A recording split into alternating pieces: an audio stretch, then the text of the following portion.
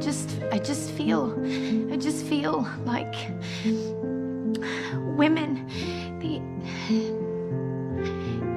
they have minds and they have souls as well as just hearts, and they've got ambition and they've got talent as well as just beauty. And I'm so sick of people saying that love is just all a woman is fit for. I'm so sick of it. Hola comunidad, ¿cómo están? Sean bienvenidos a este nuevo capítulo, segundo capítulo de la segunda temporada de Conexiones Nazaret. Espero que se encuentren muy bien y que este capítulo de que es especial por el día en el que lo estamos grabando y que lo pensamos subir también, y la temática de la que vamos a hablar, que es sumamente importante y que queremos pues profundizar en ella. En este momento me acompaña el profe Marlon, ya lo conocieron en el capítulo anterior. Es que nos va a acompañar el día de hoy. Tal vez no hay estudiantes en este momento porque justamente es sábado y pues no asisten, entonces estamos solamente nosotros. Y obviamente que más importante sobre todo en este momento, nuestra invitada Sofía, estudiante de Filología Española. ¿Cómo está, Sofía? Hispánica, lo siento. El día de hoy, demos contexto, ¿cierto? Aunque el título del capítulo ya da un poquito de idea, pero justamente digamos que entre comillas se celebra el Día de la Mujer, ¿cierto? Estuvimos hablando antes de la grabación justamente de que realmente no es una celebración, ¿cierto? Que es Una conmemoración. exactamente. Entonces, nosotros queremos primero que todo saber desde tu punto de vista cómo ves, cómo sientes el tema de que esto lo llamemos celebración o que el mundo lo haya convertido en algo comercial, en vez de algo de destacar en la labor de la mujer y los derechos de la mujer como fue creado realmente. Okay. Pues principalmente es un tema también como de invisibilización, ¿no? Porque como estábamos hablando ahorita con Marlon, pues el tema de que la mujer se libere a sí misma y de que luche por sus derechos es visto como, históricamente visto como algo rebelde, muy disruptivo, como, ¿cómo decirlo? O sea, los hombres que se intentan liberar son unos líderes, son unos revolucionarios, pero cuando son las mujeres son unas exageradas, son unas rebeldes, eh, criminales, se podría decir que también es un término que pudieron haber usado en su momento. Entonces el tema de que se vuelva una celebración, pues es no me sorprendería que fuera principalmente para invisibilizar el objetivo principal de la conmemoración, y es recordar el resistir de las mujeres que pues que empezaron desde hace muchos años atrás a luchar precisamente por la igualdad. Igualdad es un término complicado, más fácil me quiero corregir a mí misma y decir equidad. Sí, creo que hoy es un día que es un espejo que refleja todas esas voces silenciadas y ese grupo de la sociedad que lleva tantos siglos tratando de luchar contra esa invisibilización que se hace desde todos los frentes estatales, político, económico, social y cultural, ¿cierto? Y que si bien ha venido una resistencia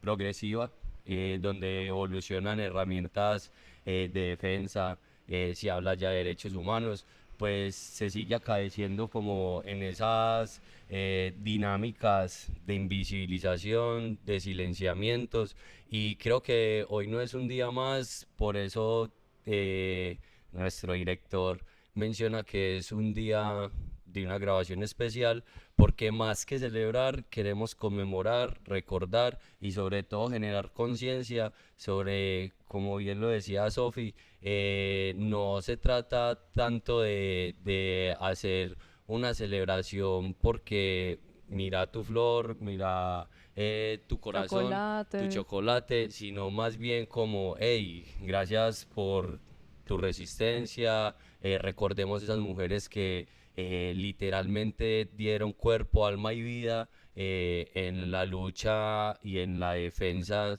de derechos que ni siquiera tendrían que ser sectorizados, clasificados o sesgados, sino más bien universales, como se llaman. Quisiera partir también con lo que ya te mencionaba Iván, qué significa ser mujer en la actualidad, en el siglo XXI. Pues eso es un tema un poco complicado porque, pues si hablamos desde mujer, desde ser mujer como un constructo, porque yo no sé qué tan de acuerdo estaremos en esto, pero el género es un constructo y es una percepción social. Entonces, pues es muy complejo decirlo por como estandarizar el concepto, pues porque cada quien tiene su experiencia. Yo no voy a decir que mi experiencia es la misma que la de mi mamá, que la de mi hermana, que la de mis compañeros de la universidad, que la de una niña que en este momento está en una generación completamente diferente a la que yo crecí, a la que creció mi mamá. Entonces, pues es complejo estandarizar eso.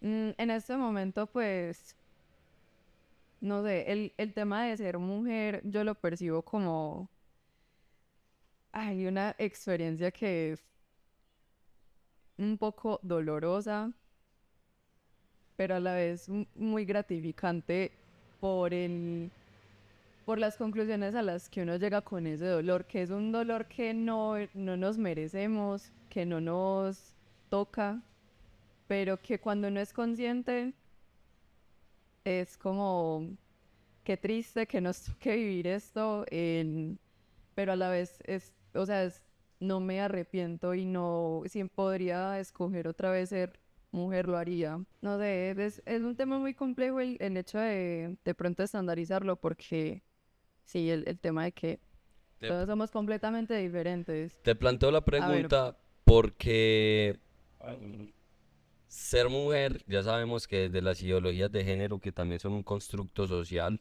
que se da incluso en pro de esa diversificación, de esa hegemonía social, te lo pregunto más porque si bien si preguntamos en épocas de temporalidad y espacio, ser mujer en la Edad Media no es lo mismo que ser claro, mujer al siglo XXI, ¿cierto? Que es ahí donde entonces entra esa diferencia marcada y tácita de que entonces ya la mujer sí tiene acceso al conocimiento, tiene derecho al voto, tiene todo esto. Entonces, en relación a la pregunta, te hago este contexto como para que te des a la idea del por qué, ¿cierto? ¿Por qué iniciamos el podcast así?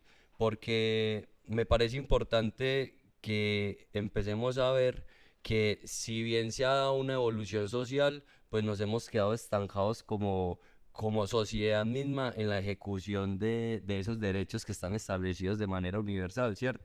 Que si bien dentro de las constituciones políticas está Antonio Nariño desde su época también hace esa traducción de los derechos humanos del francés al español y que se supone que al ser universales pues todos somos garantes de eso. ¿Por qué la mujer todavía en siglo XXI tiene que hablar de resistencia? no vamos a negar que desde los inicios de la historia y de lo que sabemos que ha pasado, o sea, de lo más antiguo que sabemos que pasa, que ha pasado, es que la mujer en la mitología griega, por ejemplo, o bueno, en esa época, en la antigua Grecia, seguía siendo seguía siendo relacionada al hogar y al quehacer, ¿cierto? Entonces, ese tema de el hogar y el quehacer ha sido persistente en toda la historia y que se sigue viendo ese tipo de pronto concepción a la mujer, pero de una forma como muy inconsciente. No son violencias o opresiones, bueno, no, sí, opresiones sin comillas, eh, que son conscientes o que son adrede. Muchas veces sí lo son, pero muchas veces es que la gente no es consciente de lo que está pensando, sino que todo ese concepto viene desde una tradición, desde años, siglos atrás. Entonces, como que la idea que yo planteo siempre es que sepamos el por qué pensamos como pensamos y nunca culpar a la gente de por qué piensa como piensa. Porque aunque los hombres no piensen como las mujeres, hay una razón para eso, ¿cierto? Y no puedan, y muchas veces no pueden como llegar a entender, pues porque primero nunca van a tener la experiencia de ser una mujer, punto, y eso está bien, ¿cierto?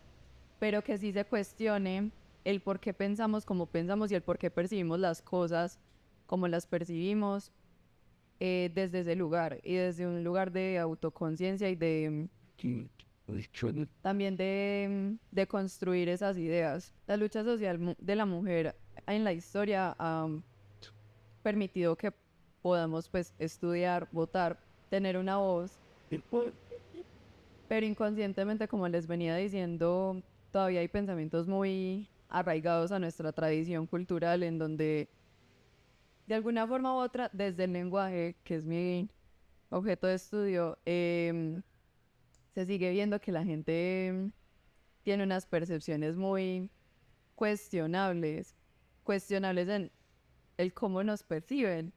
Porque, bueno, también otra cosa que quería como de pronto apuntar a, es que la mujer no ha sido percibida como un individuo de derecho, sino que, como ahorita te lo venía diciendo, los derechos humanos no aplicaban a las mujeres porque no somos vistas como humanos, o al menos muchos años atrás, porque la mujer no tenía una elección más que ser ama de casa o ser una esposa que haga hijos y cuide de hijos.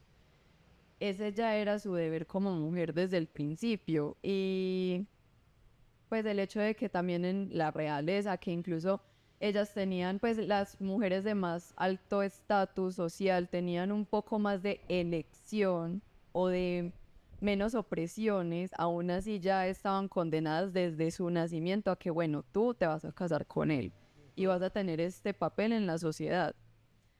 Entonces no somos vistas desde mucho antes como objetos de derecho y de respeto simplemente por existir. Mencionas que históricamente ha sido así, ¿cierto? Digamos que en la Edad Media, en el Renacimiento aún, inclusive hace poco tiempo, y ahora, inclusive yo puedo decirte, hoy en día aún pasa. Obviamente no, digamos que estamos en culturas diferentes, pero por ejemplo países como el Medio Oriente, Irán, Afganistán, Irak, todos estos países del Medio Oriente, donde realmente han criminalizado el hecho de que una mujer exprese el feminismo, ¿cierto? O sea, una mujer, digamos que en estos países del occidente tenemos la posibilidad, ¿del occidente? Sí, del occidente, tenemos la posibilidad de pronto que las mujeres tengan esta libertad de poder expresarse, ¿cierto? Eh, pero sí se puede afirmar, aunque hoy en día existen estos lugares donde si una mujer sale a protestar, pues literalmente la pueden ejecutar inmediatamente por eso. Inclusive países como Irán o como Afganistán, donde una mujer ni siquiera puede salir a la calle sin un hombre. O sea, tiene que sí o sí salir con un hombre. En caso de que no, pues la pueden golpear, la pueden ejecutar o cualquier cosa, tenga hijos, tenga esposo, tenga lo que tenga. Entonces sí es como válido de pronto afirmar que las luchas han dependido también mucho de la zona en la que estamos. La cultura arraigada en estos lugares, una cultura, pues digo ya mandada a recoger hace mucho, que ni siquiera debió haber existido, iniciando por ese punto de partida, ha hecho más difícil esa lucha de las mujeres. Y que es bien importante esto que dice Iván, porque entonces ahí hablamos si de verdad han habido avances o vivimos entre avances, retrocesos. Porque si nos ponemos a analizar, por ejemplo, culturalmente, países como lo menciona Iván, se criminaliza la lucha feminista, ¿cierto? Literalmente punible como un delito, cuando los derechos humanos son universales, ¿cierto? Pero también, entonces podemos hablar de que sí, por ejemplo, un ejemplo como Colombia, la ley de cuotas, que es donde se garantiza que la mujer puede ocupar cierto porcentaje de plazas de poder, sea política, legislativa, económica, ¿cierto? Pero que tengan decisión. Pero no se sigue hablando de igualdad.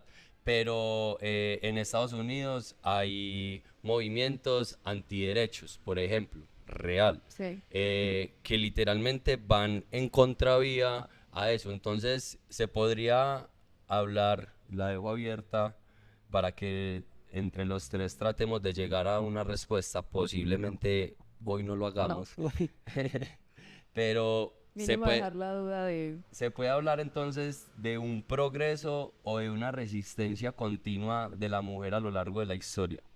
Claro, pues el tema es que nunca vamos a llegar a un punto en el que digamos como, ay, ya tenemos todo lo que tenemos, ya podemos relajarnos al respecto y puede que eso en la vida de muchas mujeres nunca se dio, de las que al menos empezaron a hablar por muchas, probablemente en esta vida no se cumpla el hecho de que yo pueda decir, bueno, ya me voy a relajar porque ya no tengo que seguir abogando por los derechos de muchas mujeres, que no hago tanto como me gustaría. Y respecto a lo que estábamos hablando de las mujeres del Islam y de esa cultura que es tan compleja, ya en ese tema sí soy un poco ignorante, porque aunque sí conozca más o menos cómo es el tema, soy muy ignorante al respecto y pues también como que invito a que la gente lo haga por su propia cuenta, porque como ahorita estamos diciendo también en el tema de que los hombres también son responsables de su misma mentalidad y de hacerse cargo de esa mentalidad, las personas somos responsables de culturizarnos y de saber qué pasa y de por qué pasa. Entonces, bueno, hablando desde la resistencia, sí, pues es que es un tema también de nunca va a parar porque muy inconscientemente, como les venía diciendo, y que no culpo para nada, porque vivimos en una sociedad muy arraigada con esos pensamientos. Siempre va a haber algún tipo de comentario, de mirada, de vibra hacia uno que le dice a uno como, lo que estás haciendo no está bien, lo que estás haciendo es disruptivo, lo que estás haciendo no es natural. Entonces, comentarios como, ay, es que que las mujeres no tengan hijos, entonces, ¿cuál es el sentido De de existir. existir, de su existencia? Y es como mucho. O sea, los hombres que no tienen hijos, no pasa nada, no pasa nada, ellos tienen su vida y la gente, bueno, eso también es un tema ahí al que hay que abordar, pero en este capítulo no. Pero, pues sí, hay muchos, bueno, como se le diría, micromachismos todavía, hay muchas percepciones que siguen incomodando y por eso tenemos que seguir incomodando como a la inversa, por así decirlo, para poder llegar a un punto de encuentro y que también, desde mi experiencia, nosotras no queremos como que los hombres dejen de existir, porque también eso es algo que he visto que se replica mucho, que las mujeres que de pronto pensamos de esta forma odiamos a los hombres, que no queremos que existan, que no creemos que valgan la pena para nada. Hay algunos que pues puede ser porque ya la mentalidad que tienen es inamovible, pero, pero es un trabajo de los dos y es un trabajo de que se abran a escuchar y se abran a la conversación como ustedes mismos lo están haciendo en este momento. Me gusta que lleguemos a este punto porque, a ver, como sociedad